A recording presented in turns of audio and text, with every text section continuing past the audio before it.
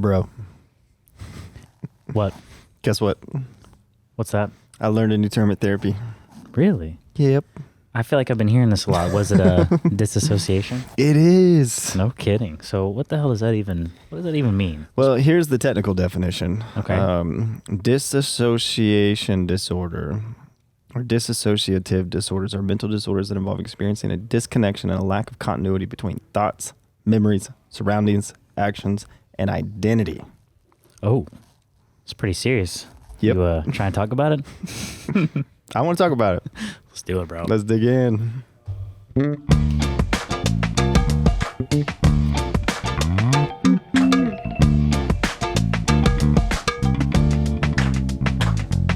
I'm Jonathan Noel. And I'm Brian Noel. This is the Focus Cast. Where we provide a focus guides for founders and solopreneurs. With a 7-figure goal. I love that. So I think we should just go ahead and get focused as... Boy. So, bro, Okay. I wrote these notes. Okay. I'm super stoked about this. Okay.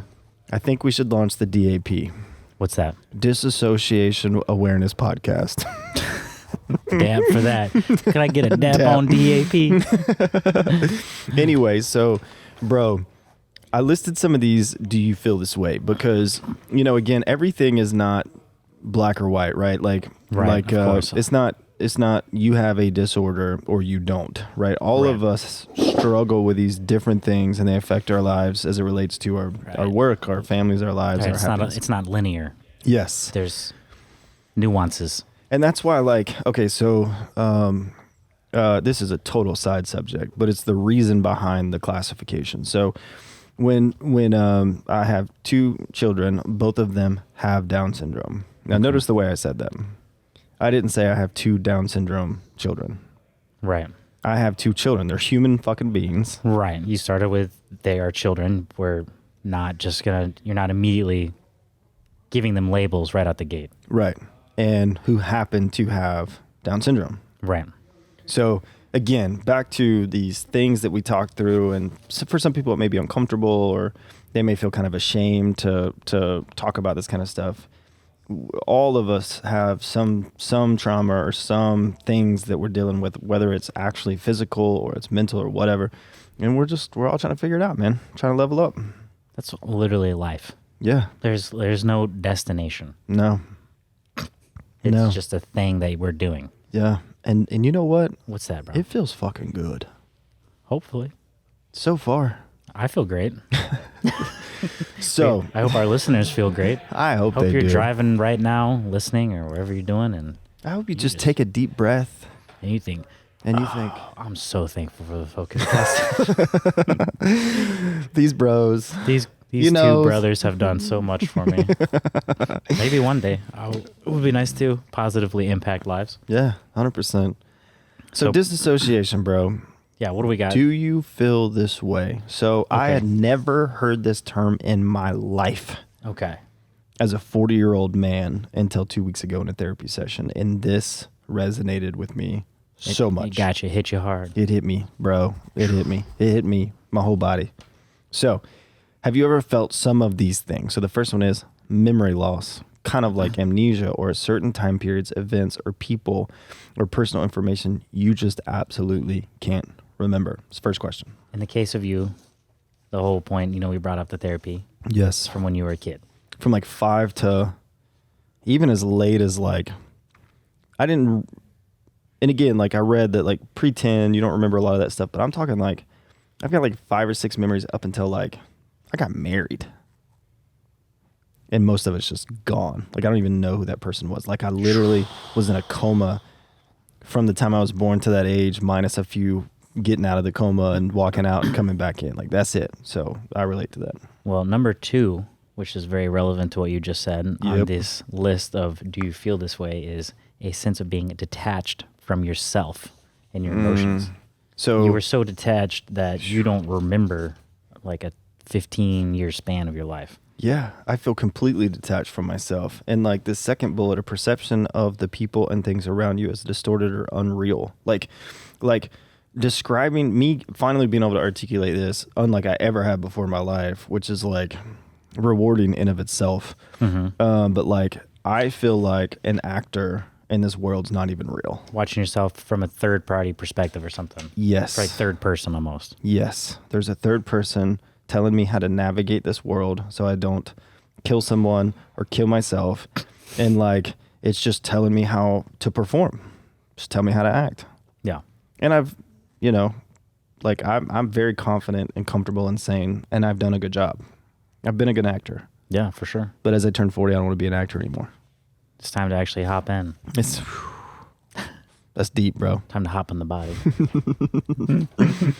What else? A perception of the people and things around you as distorted and unreal. Yeah. Did you just say that one? Wow. No, that's fine though. Apparently I'm detached from this episode. I'm disassociated. So the next one is a blurred sense of identity. Okay. So you don't really know who you are. Like, and I think this one, some of these, like, I've met a lot of people that kind of articulate how they feel in life and their struggles and things like that. And because I love those types of conversations. I love having good, meaningful conversations with people. And that blurred sense of identity comes up a lot.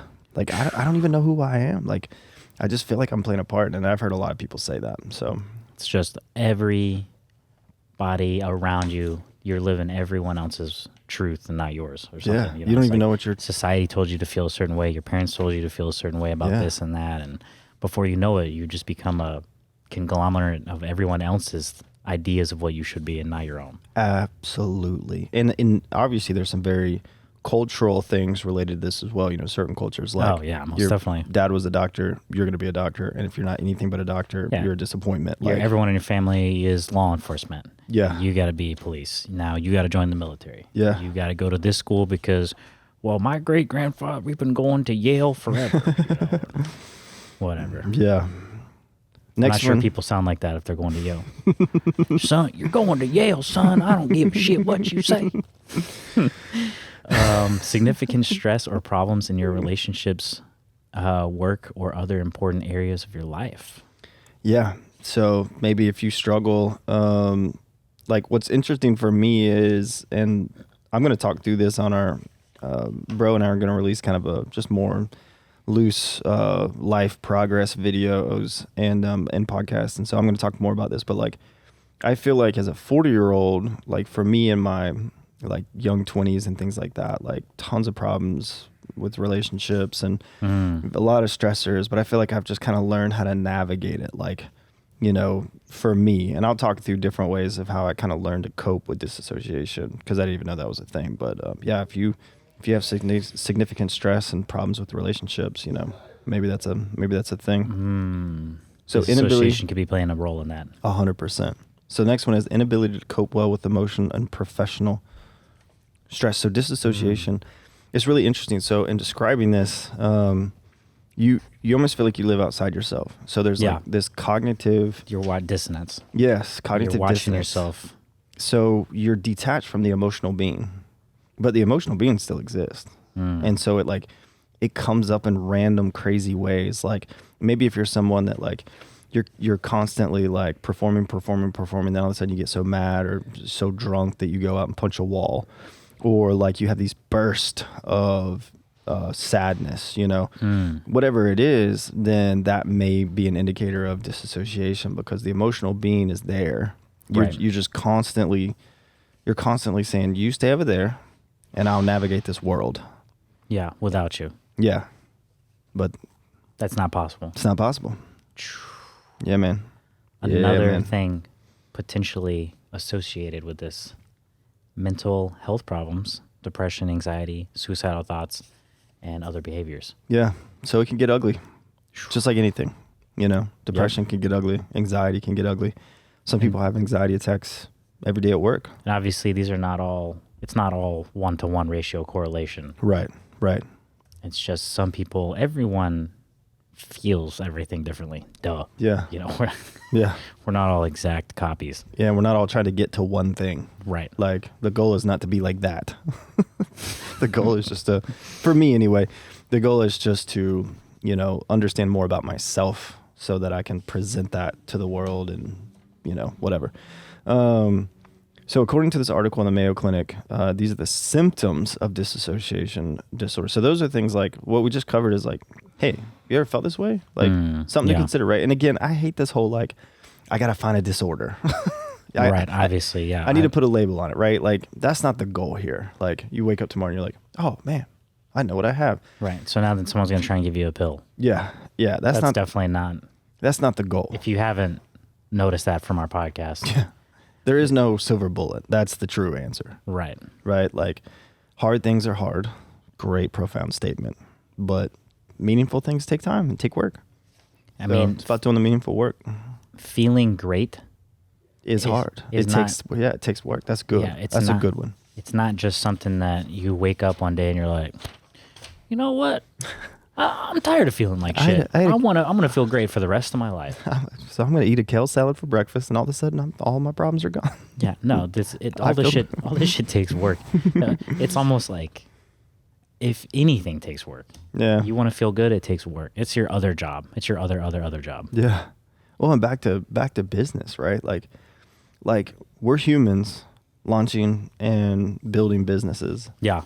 So as a human, working through these things and being aware and introspective about these things allows you to be a more present and happy human being, right?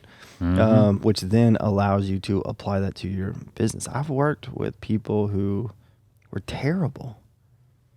And at the end of the day, who knew, man? They may have had the worst life that anyone that I've ever known, but they weren't working through it, right? And they were just projecting that shit all over everything. Mm-hmm. And I've worked with people that were just content and happy, and they weren't perfect and they weren't free of trauma or any of that. They just, you know, I don't know, it's just different. Anyway, I want to be the latter. I want to be the latter. So dissociation disorder. What is this? We kind of hit a definition in the intro, but is this the same one? Yeah, I think so. We'll hit it again. Dissociation disorders are mental disorders that involve experiencing a disconnection and a lack of continuity between thoughts, memories, surroundings, actions, and identity. And what's a potential cause for that? So dissociation disorders usually develop as a reaction to trauma and help keep difficult memories at bay. Well, we're back to the trauma. So dissociation, our brains are interesting, right? We all know that our brains are kind of lazy, right? But really it's out of... The brain is very good at reserving energy. Right. It eats up a lot of energy. Yeah. So it's constantly looking for ways to not consume energy because it wants to make sure it has the energy it needs to like perform. Exactly. I forget which episode, but I think we talked about the brain is happy to consume over 50% of the glucose or like the energy from the food we eat. It gets first dibs, obviously. Yeah. And it's not afraid to take what it needs. Yeah. And so likewise with high intense emotions consume a insane amount of energy. And so the brain is trying to protect itself. And so dissociation is a form of locking these things away deep inside our brains. They don't go away. Right. But it just pushes them so far back. You could almost look at like these things like fear and chronic stress. Yeah. They're almost like parasites. It's kind of like a parasite on your physical, mental well-being, So your brain's trying to just cut it off. That's right. In doing so, trying to save energy, you might end up creating like a dissociation disorder or something. Yeah. It just shoves it way back. And then it gets to the point to where it's like, oh my gosh, that fear is scary. That emotion is scary. That pain is scary. I don't want to experience that. So I'm just going to lock it up behind the wall. And that's where, you know, we talk about like trigger responses, like when you go to the office and someone walks up to you and like their body language and the way they treat you is a trigger. That's like triggering something that happened to you when you were trauma. Yeah. Or a relationship that you had, like maybe a bad spouse, you know, first marriage was a bad spouse. They were very abusive. And then 20 years later, you know, you're on a different spouse. Life seems a little bit better, but then you interact with someone at work and then all of a sudden it's like, why do I want to literally bash that person's skull into the wall? It's funny. We had one of our guest episodes, Alex Stadler, a brilliant guy, but he's talking about generational trauma. And it makes sense. It just keeps going down the line, you know? Yeah. And it's not anyone's fault. It's not about putting blame. It's about saying, hey, if your parents were, if there's something up with your parents, well, that's probably because there was something up with their parents. Yeah. Like, you can't just say like, oh, they're shitty people or they're doing this or that. It's like, what did they go through? Right. Like, what, for all if you never got the full story, we might not even know what our parents, what our grandparents went through. Yeah. And then all that trauma just keeps going passed down. Gets offloaded to the next generation. Boom, boom. And you're just stuck. Got to break the cycle, bro. I know, and especially with the last 4 generations in American culture where like this shit's taboo to talk about, and you don't talk about your feelings, and you don't really do deep work and introspective work, and we're all just we're all made to be robots and just fucking perform and be labor cows for the anyway, but so it's like, man, we don't, there's influences, because we don't learn about this stuff in school, but there's so much influence for us just to stay at the surface and perform. Yeah. So we culturally, we don't sit and have deep conversations with our parents and our peers about some of this stuff. Yeah. Which is and trauma. Unfortunate. Let's look at, trauma. Yeah. Happens when you're a kid. Look at what it can manifest into. I mean, it could take years, decades. Your life could be just working through some childhood trauma. Yeah. But ultimately, someone in the chain, from one of the generations, someone has to break that cycle. Yeah. So I think that's what we should all be trying to do. I love that. I love that. Because a lot of people have rough lives growing up. Yeah. And I've seen families where like there's a lot of love, and I'm like, whoa, shit, this is crazy. Yeah. Big families getting together, and it's like, it can be like that. It can. You just got So we got some different types of disassociation. So there's a little bit of the weeds. We'll just stay here for a minute, then we'll pull back up. But so I thought this was interesting for me. So there's 3 types. First one is dissociative amnesia. So the main symptom is memory loss. It's more severe than normal forgetfulness. All right. So this isn't just like, oh my gosh, where did I put my keys? This is like, can be explained by a medical condition. This is again like a 10-year block of your life. You remember nothing from it, right? So this is literally the brain blocking a significant chunk or an event. Like if you got into a really bad car accident and you don't really remember any detail, that's the brain just locking that away. It's crazy what the brain can do.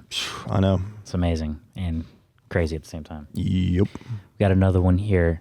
Dissociative identity disorder. Ooh, formerly known as multiple personality disorder. We've all heard that. This disorder is characterized by switching to alternate identities.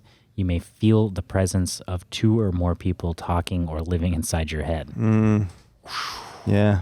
That's intense. So like, I don't relate to this too much. I do a little bit, but there's, I always said that I switch between extreme confidence and critical self-doubt. So like, that's not like 2 voices. It's not like there's a voice that's confident and a voice that's full of self-doubt. It's more like, for me, it's more of an emotional component. It's like I feel very confident today. And then like the next day, it's just like, I'm a loser. I can't do anything right. I'll never make this work. I'm cursed. I'm just, I'm a failure, doomed to fail. Yeah. So it's more like that emotional feeling.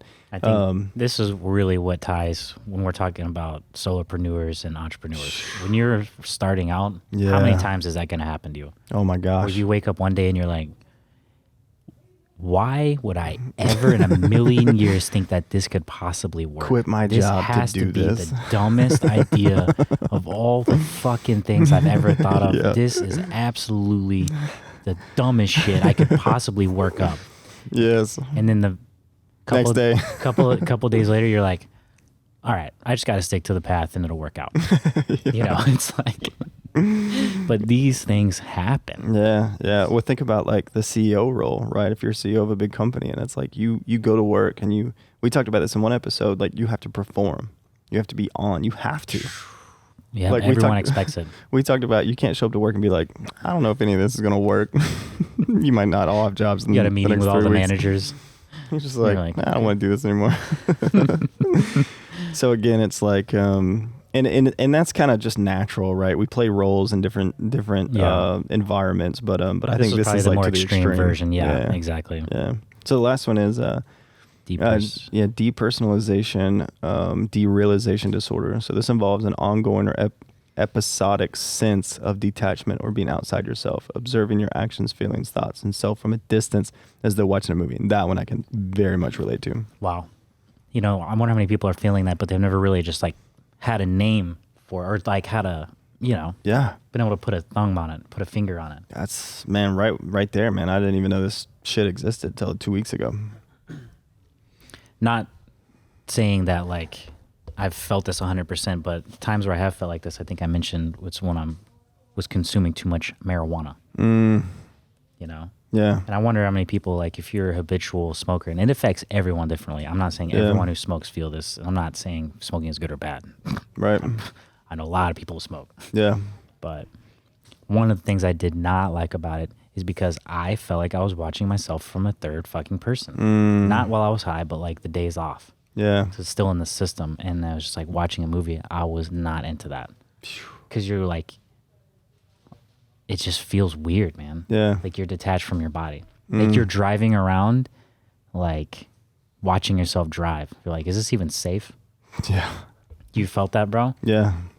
And then it's just, not into that. So I wanted to pull a quote because, again, like obviously we're talking from our perspective, but this is a quote from the Counting Crows lead singer.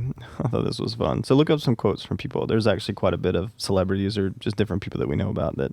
So this is a quote directly from him. I have a form of dissociation and disorder that makes the world seem like it's not real, as if things aren't taking place. It's hard to explain, but you feel untethered. I was like, oh my gosh. Yep. And he continues to say, it's hard to care when everything feels as if it's taking place in your imagination. Wow. So like, again, back to, for me, I know there's like pros and cons of Enneagram, and some people think that's like devil worship, but I look at it purely from just a personality test type thing. But I'm an Enneagram 5, which means one of my core components drivers is energy preservation. Which now think of that in the context of dissociation. So dissociation, I feel like in a place where I'm an actor in this world and I constantly have to perform, which means everything I do is energy required to act, right? Disassociation is your way of conserving energy. No, it's the opposite. Disassociation, this was the big aha moment for me in, I think session 2 was the reason I constantly feel tired and in the fog is because I'm in a constant state of acting, which requires energy. Right. Yeah. Isn't that crazy? You're acting so much that it's putting you there in that place. Yeah. I think I can feel like people who are like living multiple lives, like lying or like that kind of like, you know. You got 2 families. They don't know about each other. Like it's just a ticking time bomb. Yeah. Like one day you have a breakdown. Yeah. When I used to describe it as I'm a sprinter, not a marathon runner, because I sprint, and then I crash.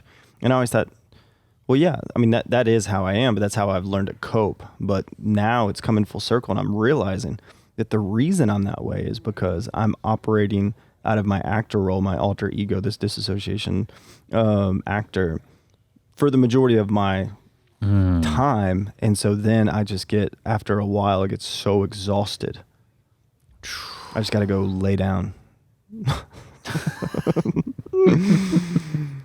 So this is why this came up. So basically after one of these sessions, when you break through enough, you'll probably go home and sleep for 4 days straight. Oh my gosh. I do. That is a great, I need, when after like 4 or 5 major breakthroughs, I need to go on like a 2-week vacation with the and fam. just sleep. And just rest on the beach.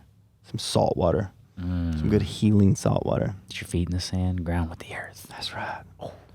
I need to bathe in nanoplastics. Just kidding. That's the... There it is. That's the cynicism in me. But yeah, no. But yeah, that's why this came up in therapy, man. Like, so what's really cool is in the first session, this became my goal. My goal is to realign with my true self. Nice. Now, I'm talking like 30 years into this actor role. It's going to take some time. And even though there's a part of me that's like, sometimes I get like anxious that it's going to take too long or whatever. But honestly, overall, I can say the main state that I'm in is I'm calm, because for the first time in my life, I can identify, articulate what's going on, and I'm on a path to realign, and that'll make better relationships with everyone around me. And I'm stoked. And since it's the focus cast, you'll be able to focus better. I will be able to focus better because I'm not having to focus out of You're not having to focus on the acting. Right. You can just be yourself. Yeah, I don't have to say you need to focus because that's what a good actor does.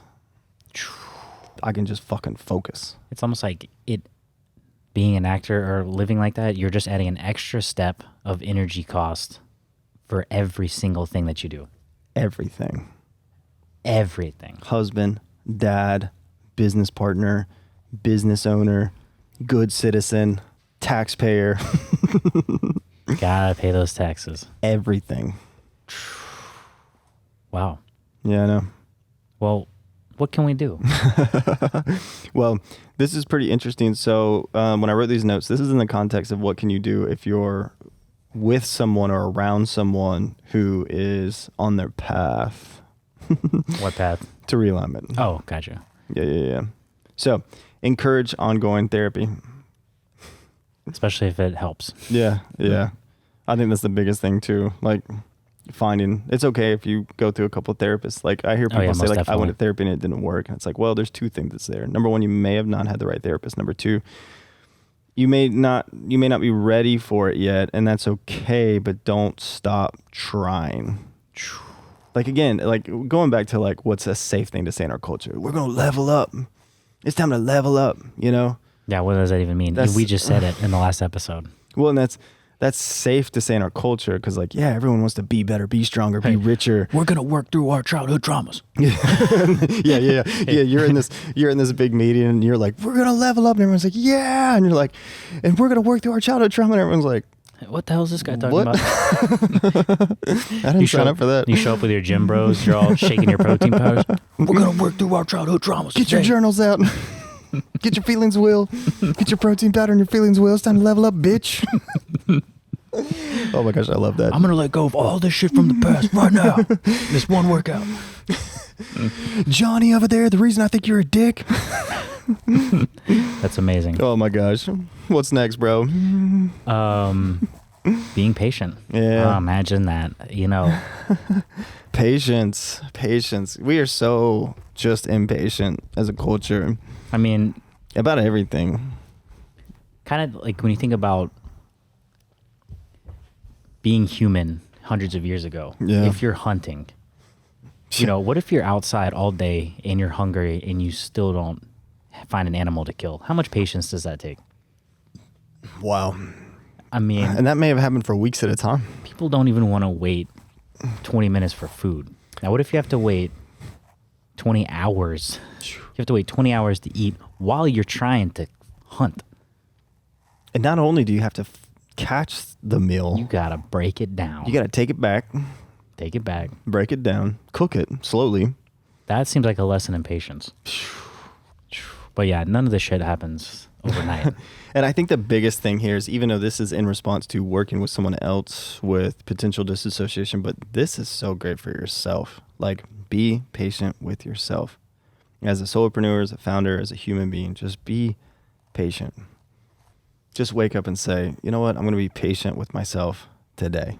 I'm working on this at whatever pace I need to. Yeah, because today, all of these expectations and things that we tell ourselves is just shit we made up. Yeah. There's no book. There's no book that came from the ground, from the middle of the earth, that said your business has to grow this much in this amount of time. I know. There's no, we need to increase revenue. Why? Like, where is this universal book that came from the stars, that landed in your lap, that said you have to do all this shit in this amount of time, and if you don't, you're a worthless piece of shit failure, and you're a sack, and you're nothing, and your life is non-existent. You did all that to yourself. Yeah. These are things that you... Or people around you put on you. Or people around you put on you. Yeah. Expectations. Yeah. So, gosh. I mean, it's just being patient for everything. Yeah. I know. You know? Oh my gosh. How much stuff did we make up for ourselves, and all it does is make us miserable. I know. You know, you made your own hell. You know, Gotta have this. You decided that this was supposed to happen in this amount of time. If it doesn't, this isn't working, and this is wrong, and I'm wrong, and you go down that spiral. And I'm like, it happens when it happens. And everyone around you is just like, why are you freaking out? It happens when it happens. Yeah, man, just Be let patient. go.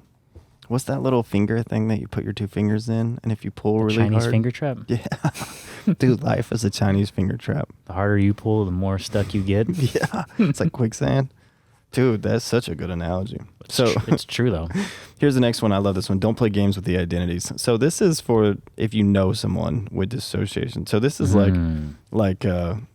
mean, you may unintentionally do this. I think that would probably be more likely. But like if you intentionally are playing games with someone who has different identities or dissociation, like Don't do that. yeah, that's just what a dick move. Ooh, try to understand triggers. I think this is one of the first things, right? Because it's like I'll talk to dads and they'll talk about how like my kid did this and I just went off the wall, or my spouse said this and I just went crazy. And a lot of times it's not the person in front of you, it's the life and the past behind you that causes those triggers. Oh yeah. So the first step is just take a walk, like we say with everything, and just try to introspectively say, why did that trigger me? And why? And if you can start to unpack that, This is going back to unloading all your trauma onto the next generation or the people around you. yeah, Not cool. I mean, if you're actively trying to work through that, then you're being a good person. Yeah, It doesn't matter where you're at, 100%. you know. Just working through it. So the next is practice good mental hygiene together. Ooh, mental hygiene. I think You that's scrub what that brain. That's what we do, man. Brain scrub. Good brain scrub. Like this is the focus cast. Like you and I are constantly talking about things that we're doing, habits that we're forming, things that we're replacing to just increase our mental, spiritual, and physical self. Like we're just constantly talking about it. Exactly. You know, real quick story. I've mentioned David Goggins, Yes. the marathon runner. Yep. He was doing this quick little talk or whatever, and he's like, I can't stop. He's like, I can't stop because I got a fucking email from Timmy. And Timmy I inspired him. Timmy woke up and ran 10 miles in the morning, and he's like, I keep getting these fucking emails, and he's like, I can't stop now, you know, because and it's so funny the way he's talking about it. It's like, you know, he's helping people push, and it creates that community. Yeah. So it's like they're getting healthier and you're getting healthier, and it pushes you and you're pushing them, and it all feeds into each other in a positive way. It's like when we go mountain bike together. If there's a group of bikers behind us, just close enough not to pass us, it makes me pace more consistently. Oh, yeah. The only way to get faster is to ride with people who are not so fast that they're gone. Right. But fast enough to where you're trying. You're trying. Yeah. It's just a world of difference. So that's why you got to surround yourself with people who are they're at that next level. They can pull you up. Yeah. And you need people who are doing it with you too. I think that's such good advice. And like in school, like I remember going to college, right? And you would talk to people who had a professor that you were thinking about taking. And you would say, like, how was that professor? And if they were like, dude, that professor, like, you better plan on not going out every weekend. That professor's hard. And then you decide, okay, I'm not going to take that professor. Like, in business, I think you should always have a mentor that's at the next stage in business. So if you're $1 million company, you should be talking to a $5 million company owner. If you're a $5 million company, 10, 25, 50, 100, right? Because they literally just went through breaking the barriers and major milestones to get to that next point, and it's fresh for them. Now, that's why like all these fucking CEO books of these multi-billion-dollar companies are just, they're just, sure, there's some great principles, but it's not practical it's not most of the time. It's not. Yeah. How much of that actually applies? I mean, these companies are so big that they're probably using more money's worth of cardboard in their packaging than your whole company is worth 10x. Well, it's like we talked about, like the sugar industry was paying $54 million over a time period for lobbying. So you're sitting here like, how can we increase market share when you're looking at a company that's a multi-billion-dollar company that spends $50 million in lobbying? And so it's like such a big gap. Like those big players do so many things like that to maintain market share, where we're just like, you know, in that 5, 10, 15, $20 million range. And it's just different. So I think that's the same context here, like mental. Like, I want to be around people who have actively worked through different things mentally. Yep. Because the way they encourage you is different. Because they just went through it. Just went through it. It's good, man. Last but not least, help with memory gaps. So for specific to disassociation, hang out with people that, you know, if you can, if you're still connected. I know there was some things like go back to where you grew up, walk around if you can, look at pictures, look at old stuff. Like, I pulled out like a bunch of poems that I wrote in middle school. They're very depressing, and I was very bad at grammar. But some of it's... You were punk rock, bro. I was so punk rock. I was just... The punkest rock. The punkest rockest. I don't know if punk rockers wrote poems every day, but whatever. But help with memory gaps. So again, that kind of helps pull you back into those situations to where you can pull them out and process it. But only do that if you got a good network around you, because for some people... opening that door, mate. They might be remembering it in a way that doesn't help you. Yeah. They're like, oh, I remember that day. You were an idiot. Hey, man, what was I like as a kid? You were a fucking moron. Oh, cool. Thanks. Good talk. I'm going to go back to my hole. Back to my disassociation hole. Yeah, so do that carefully. That's hilarious.